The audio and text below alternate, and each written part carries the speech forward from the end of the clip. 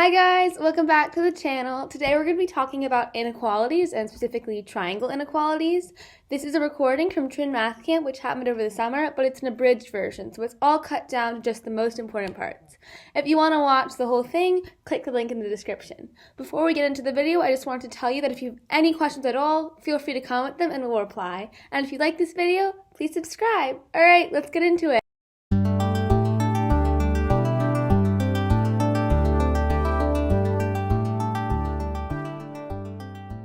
Inequalities, as we alluded to earlier, that's our topic for today. What are inequalities?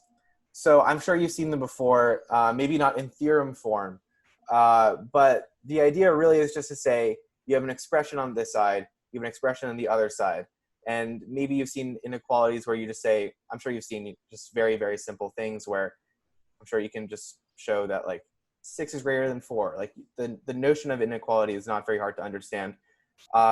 It gets a little bit more complicated where instead of numbers, you have variables. So the theorems essentially get at saying no matter what variable you plug into these expressions, this side is always bigger than this side or smaller than this side. So that's really what it's at the core of any inequality. So conceptually, it should not be that difficult. Now this looks much more complicated. Tons of variables, inequality signs, squaring, not squaring, adding, multiplying. So there's lots of crazy stuff going on here.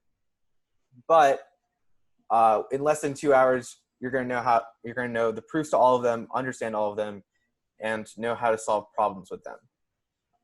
So let's go on. So there's an inequality that I'm sure a lot of you know called the triangle inequality theorem. So for those that don't know, or just to reiterate, basically says that if you have the side lengths of a triangle, then the sum of two sides is always greater than the other side. So if A and B are sides, then A plus B is greater than C. And then we kind of just repeat this logic for all permutations of the sides. And then just to give a little intuition as to why this is the case, I'm sure you've heard this before. So if you imagine yourself starting at point A and trying to get to point B, the shortest way to get there is just a straight line, right? If you're trying to get from a place to another place, you just go there. It doesn't make sense to go C and then B. So that analogy can help us understand why the triangle inequality theorem works. So if you actually want to formally prove the triangle inequality theorem, what you have to use is use the Pythagorean theorem. More on that at 3 p.m. today, by the way, if you're interested. You have to use the Pythagorean theorem. So right now, we're going to show it for one of the sides. So you can basically repeat the same logic for the other side, so we'll show it for one. So our goal here is to prove that CB is less than CA plus AB. So just drawing with my cursor, if you're trying to go from C to B, that's more efficient than going from first to C to A and then A to B. So the way you do it is you drop down the perpendicular from A to BC. So what I mean by dropping the perpendicular is you just draw a line that goes through A, and we have a right angle here. And there's also a right angle there.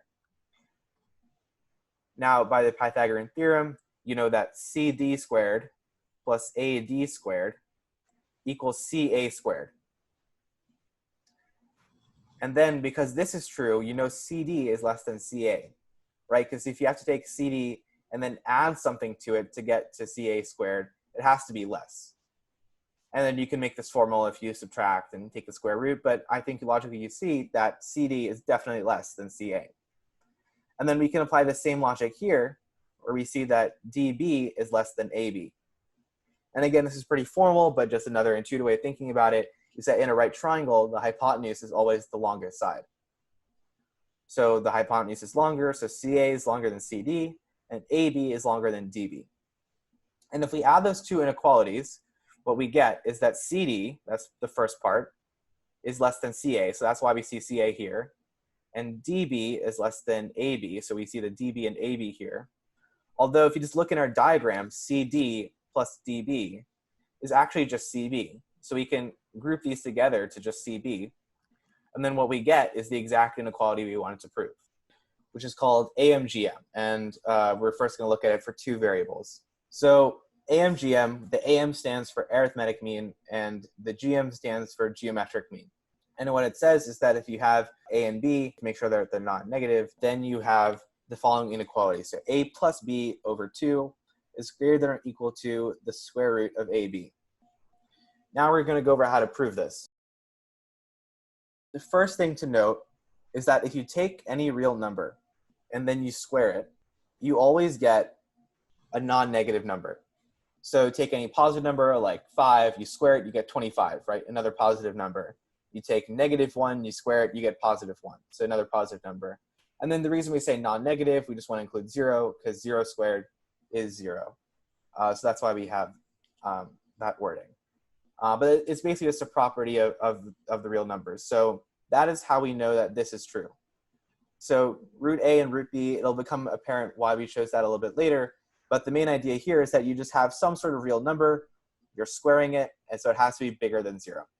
Now we just follow a series of steps, and I'll just walk through each one of them. So first we expand this out, right? So if you ever seen, a minus b squared, it's a squared minus 2ab plus b squared. So that's essentially what we're doing here. Or you can just think of it as like foiling, multiplying it out. So you have root a squared minus 2 root a root b plus root b squared. That's just simplifying this. So this side will remain the same. So then you have still have the 0 on the right-hand side. Then we simplify a little bit more. So root a squared, the square root of something squared is just itself. So you have a squared, root a squared, which is a, so that's here.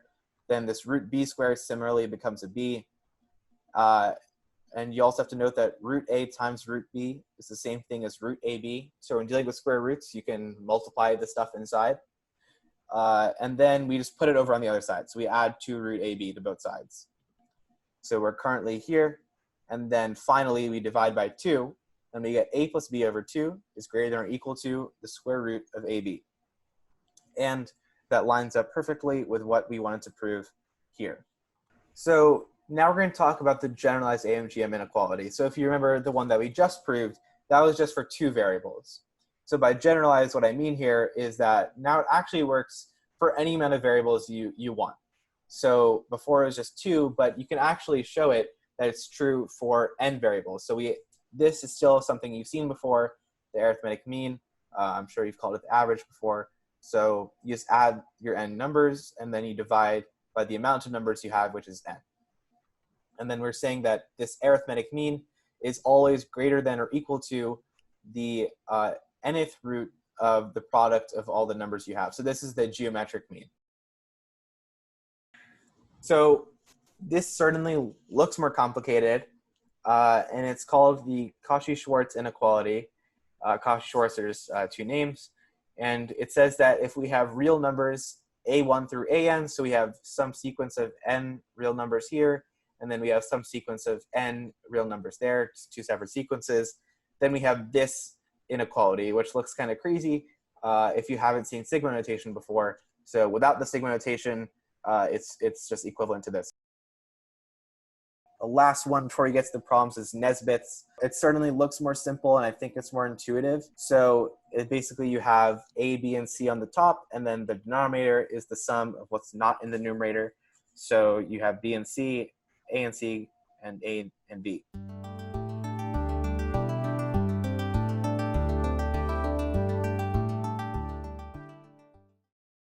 So we want to apply AMGM onto the following 2 terms, x and 1 over x. And since we let x be any positive real number, we know that 1 over x is going to be a positive real number as well. So the set that we're applying AMGM to, the set of terms that we're applying AMGM to are all positive real numbers. And so what we're essentially doing is we're taking x plus 1 over x over 2, so the average of the 2, the arithmetic mean. And we're saying that that's greater than or equal to the square root of x times 1 over x. And that's simply just equal to 1. And so you can see here that we get this second line here that the average of our 2 terms, x plus 1 over x, is greater than or equal to 1. And when we multiply by 2, we get the desired result. So problem 2 asks for a real positive number a. We want to find the maximum value of 2 minus a minus 1 over 2a. So we're essentially, to maximize the expression, we're trying to, we rewrote the expression as 2 minus a plus 1 over 2a. And so to maximize it, we really want to minimize the 1 plus 2 over a. And so this is very similar to the last problem we did. So since both a and 1 over 2a are positive, we can apply AMGM in a very similar way to how we applied it last. How we applied it how we applied it in the last problem. So we take the arithmetic mean of our two terms, a and 1 over 2 over a. We say that's greater than or equal to the geometric mean of a times 1 over 2a. But a times 1 over 2a, since a is positive, is essentially just is just 1/2. And so what we can do next is we'll multiply both sides by 2, and we'll get that a plus 1 over 2a is greater than or equal to root 2. And so since the minimum value of a plus 1 over 2a is root 2, that's exactly what we were looking for. And so we say that the maximum then of our the maximum value of what we want to find, 2 minus a minus 1 over 2 over a, is just 2 minus root 2. So this next problem is we're trying to find the maximum value of x times 1 minus x to the power 5. And so we're actually going to use AMGM. And so we're going to apply it in a very clever way. So we're essentially going to apply it on the terms 5x and 1 minus x. We have 5 of those 1 minus x terms. So in total, we have 6 terms. And so what we want to do is we're essentially taking the arithmetic mean of these 6 terms, and we're saying that it's greater than or equal to the geometric mean, which is essentially just 5x times 1 minus x to the 5th. And notice like our desired like function, essentially x times 1 minus x to the 5th, is kind of hiding in this geometric mean. And so when we continue, we see that we can essentially simplify this whole line such that like all our x's cancel out, because we have 5x minus x 5 times, so that's 0, and then the ones just add, so 5, 6. And then what we want to do is essentially we want to isolate this x times 1 minus x to the 5th, and so we take it to the 6th power, and then we divide by 5, and we get this very big number. So 5 to the power of 5 divided by 6 to the power of 6, which is 3,125 divided by 4,600, 46,656. So the next problem is let n be an integer greater than 1. Show that n factorial is less than n plus 1 divided by 2 to the power of n. So essentially, like we're looking to use essentially what Kashi showed us, which is essentially that formula. And so we say that we want to apply AMGM to the terms 1, 2, 3, all the way up to n. And so the arithmetic mean is, of course, 1 plus 2 plus all the way up to n divided by n, which now we have to use some clever manipulation using the formula we showed. So we essentially replace the numerator with n times n plus 1 divided by 2. And then when divided by n, these two n's cancel out. And so we get n plus 1 divided by 2, which is really, really nice because you see that we have like an n plus 1 divided by 2 here. And that's really key to see, because we were essentially trying to find the components of this entire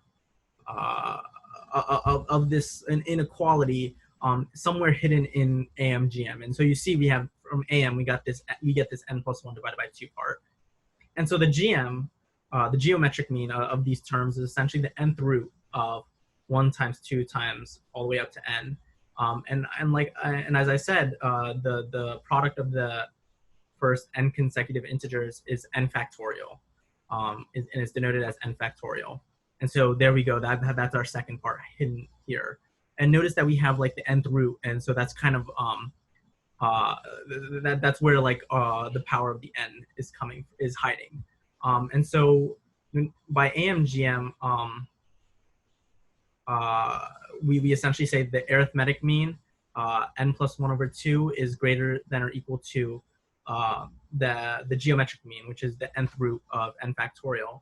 And so when we raise both sides to the power of n, we essentially get n plus 1 divided by 2 to the power of n, which is greater than or equal to n factorial, which is, again, almost what we want, because notice here that we wanted to show that n plus 1 divided by 2 to the power of n is strictly greater than n factorial, but here we show that equality can't hold. And so I think it's important to recognize that equality only holds when n equals 1. And you can verify this for yourself, because essentially when we plug in 1, we essentially have 1 plus 1 divided by 2, which is 1 to the power of 1. Again, 1 is greater than or equal to 1 factorial, which is 1. So that's only when but we're only considering integers greater than 1. And so that's why this whole idea works. So we say that given some real numbers a1, a2, all the way up to an, such that the sum of these terms is equal to 1, we want to prove that a1 squared plus a2 squared plus all the way up to an squared is greater than or equal to 1 over n. We want our two sequences that we want to apply the Kashi-Schwartz inequality. And so we want our sequences, we'll let them be a1, a2, all the way up to an. And our other sequence, or if you'd like to think of it in terms of vectors, if you're familiar with that, you can also do that, are just simply a set of n ones. And so by the Kashi-Schwartz inequality, remember that we're essentially, like for some of you who are familiar with dot product, we're taking the dot product here, or essentially we're just multiplying a1, the first term of this sequence with the first term of this sequence, the second term of this sequence with the second term of this sequence, and so forth, and summing those, and then we square that. And so essentially what's hidden, and we say that's less than or equal to essentially the magnitude of these two vectors, or essentially the sum of the squares of each of these two sequences. And so the sum of the squares of this first sequence is a1 squared plus a2 squared all the way up to an squared. And then we multiply that with the sum of squares of the right-hand the second sequence, which is just 1 squared plus all the way up n times. And notice that that's just n. And so how do we get from this line to this line? So notice that this first term here, a1 times 1 plus a2 times 1 plus all the way up to an times 1 whole squared. Well, this inside is just the sum. We don't essentially need the ones. This is just a1 plus a2 plus a3 all the way up to an, and we said that's equal to 1. So we can replace this whole thing with 1 and squared. 1 squared is just 1. And of course, remember that the a1 squared plus all the way up to an squared is very similar. Is exactly what we want right here. And so that's a good thing to see. And then finally, this is just the sum of 1 squared n times, which is just n. And now since n is a positive integer, we can divide by n. And we'll get 1 over n is less than or equal to a1 squared plus a2 squared all the way up to an squared. And that's exactly what we wanted to show. So we have that given that 3 sine of x plus 4 cos of x is equal to 5, we want to find the value of tan of x. Yeah, I think that's good. So again, we're just asking to recall the definition of Kashi-Schwartz. And we say that equality occurs when a and b are collinear. And so what we're essentially trying to do is we're saying that we're plugging in a equals essentially the set 3 comma 4, and b equals the set b is equal to sine of x comma cos of x. So these are essentially the two sets, or the sequences, or the vectors, however you want to think about them, that we want to apply Kashi-Schwartz to. So remember, we have that we want to multiply the respective terms in set A and set B, which is 3 sine x plus 4 cos x, and we'll square that whole thing. And notice like that essentially this is this 3 sine x plus 4 cos x is, you know, hidden in our problem right here. And so we say that's less than or equal to 3 squared plus 4 squared, which is the magnitude of vector A, and times the magnitude of vector B, which is sine squared plus cos squared. And now this is looking very, very good. So we have that the absolute value of 3 sine x plus 4 cos x is less than or equal to 5. But we have to also use the fact that that equality holds in Kashi-Schwartz when A and B are collinear, meaning that one of these vectors can be written as essentially a scalar times the other vector. And essentially, we know that this is, we know that we want equality essentially because the problem gives us that equality holds. And so then we get that we essentially, by showing that these two that equality holds when our two vectors are collinear, we essentially get that 3 over 4 is equal to sine over cosine x, which just gives us tan x is equal to 3/4. Sphere S is centered at the origin and has radius 7, and the plane P has the equation 3x plus 4y plus 12z equals d, where d is a constant. What is the greatest possible value of d such that P is tangent to S? So the first hint that we wanted to provide is that so a sphere centered at the origin with radius 7 has the equation x squared plus y squared plus z squared equals 49. And so that's a really, really big hint because we have squares essentially involved. And the hint too is to use Kashi-Schwartz, and so that's precisely what we're going to do. So we're going to take two vectors, x, y, and z, or sequences, however you like to think about it. So x, y, and z, and our second sequence is going to be 3, 4, 12. And essentially that's useful because we want to get this whole thing right here.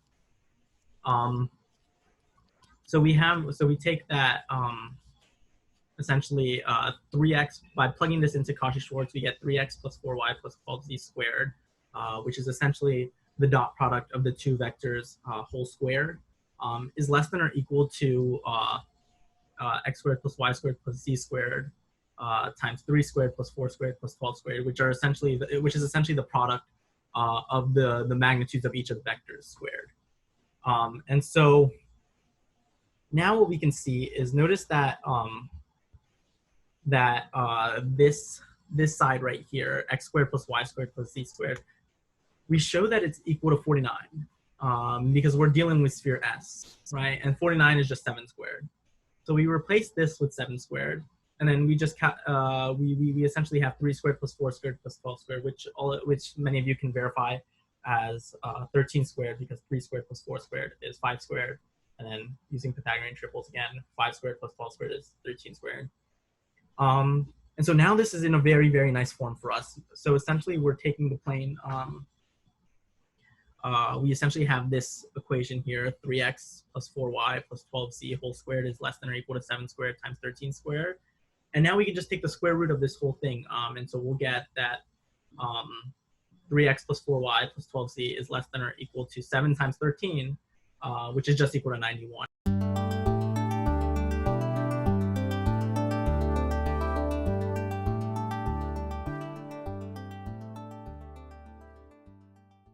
Thanks so much for watching. If you want to see more videos like this, either subscribe or watch some other videos we've posted. Bye.